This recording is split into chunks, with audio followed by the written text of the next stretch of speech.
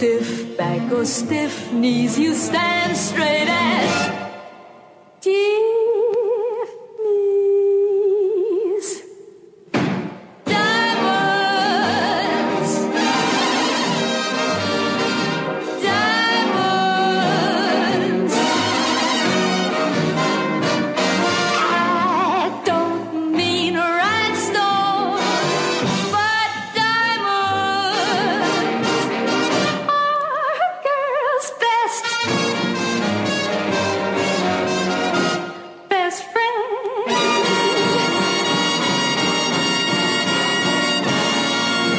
Oh, yeah, they don't come much better, do they?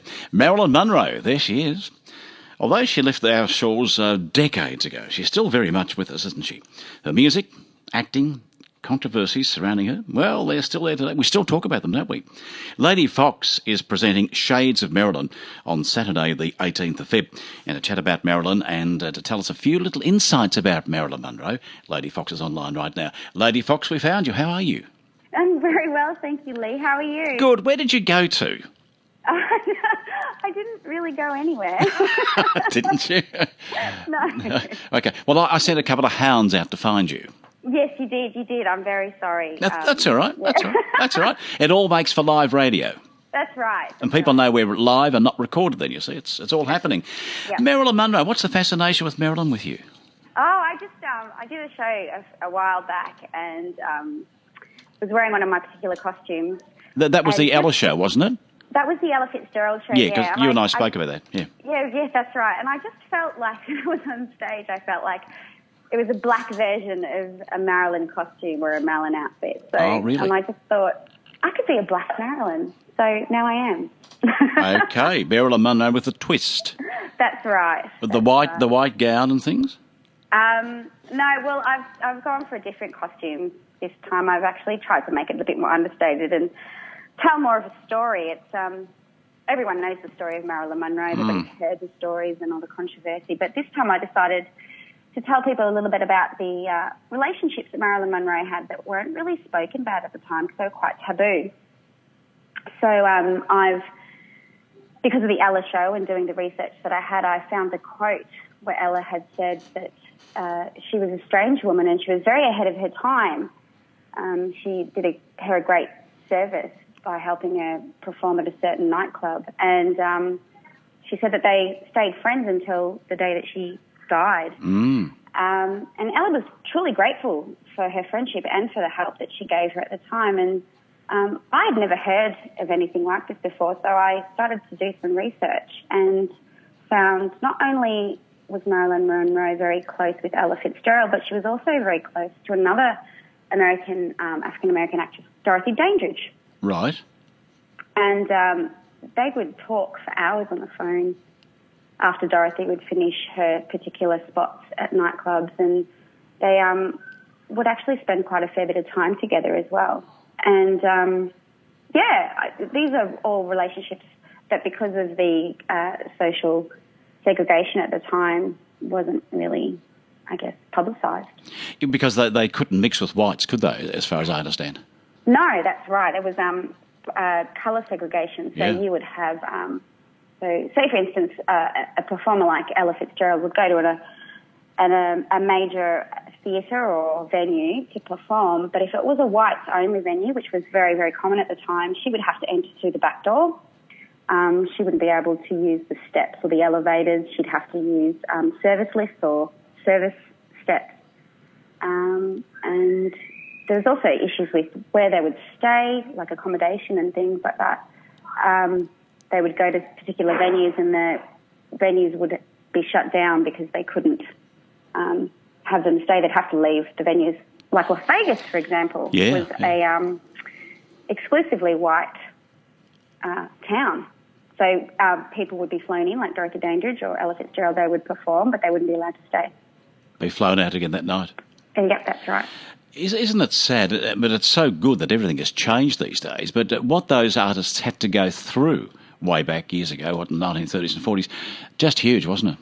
It was amazing. It was incredible. And I think I've really gained a great respect for Dorothy Dandridge as not just an actress and a singer, but as just a person in general. She was so many things were holding her back from becoming such a fantastic, great. She could have been as big as Marilyn Monroe, but because of the colour of her skin, it was very difficult. She reached the height of her career, and after that, there was nothing left for her because there were no roles for African American women, no strong lead roles. Lady Fox, I think it's great that people like yourselves come out with shows like this, that you can give a lot of history and background into the story you're telling with the music combined into all of that. A lot of people wouldn't know these backgrounds, and for you to open that up for us, what an understanding we're all going to get. That's right. That's very, very big part of my passion. But aside from just singing, I love research and I love sharing stories. So. Yeah, you're a great storyteller, and I think this will go very, very well too. Tell us about the songs you've interwoven with all of this. I've had to learn a whole heap of new songs. I have never really performed Marilyn Monroe songs before. It's not really been part of my genre. But I've the song that you played before, Diamonds Are a Girl's Best Friend. Yep. I've always sung along with it, but I never really knew the verses, I guess, and that's been a lot of fun learning that song. You're going to do the Mr. President bit? Happy birthday?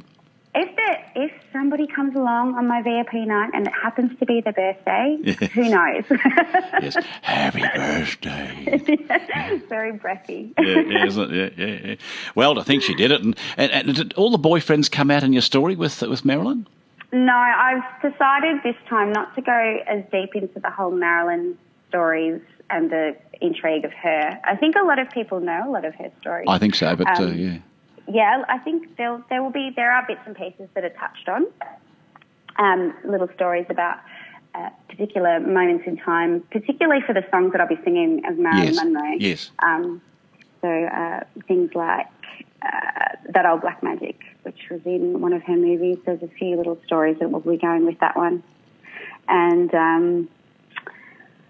I'm going to play a song as we go out to Summertime, so you must have Summertime in there too, have you? I actually do. It's one of my favourites. It's been in a few of my shows. Yes. And when I do just spots around the town or wherever, it's a song that actually gets requested quite a lot. So, yeah, Summertime will be in this particular Shades of Marilyn show. I love that song. It's a beautiful song, isn't it? It is. And Dorothy Dandridge was actually Beth in the motion picture that they created, so that's actually why I've popped that in as well. So. Yep. Yeah. Well, it's going to be lovely. Tell us when the program's on, when the show's coming.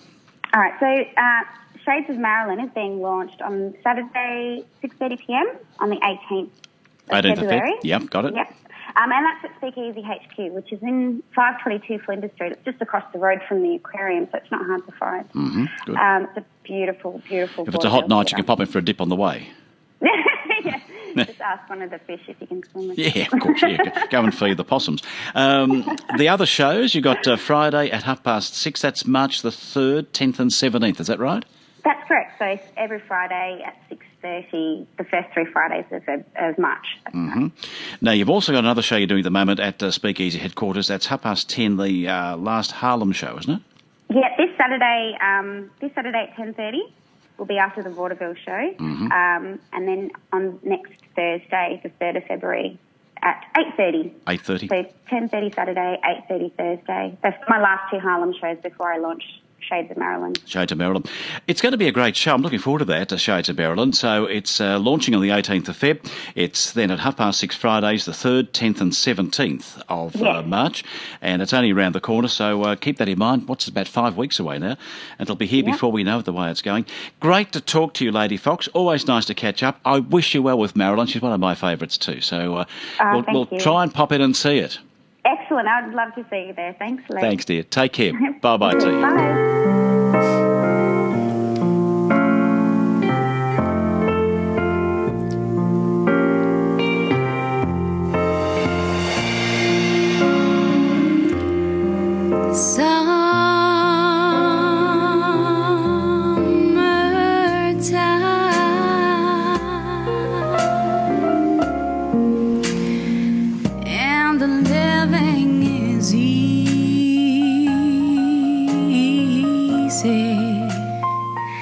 Fish are jumping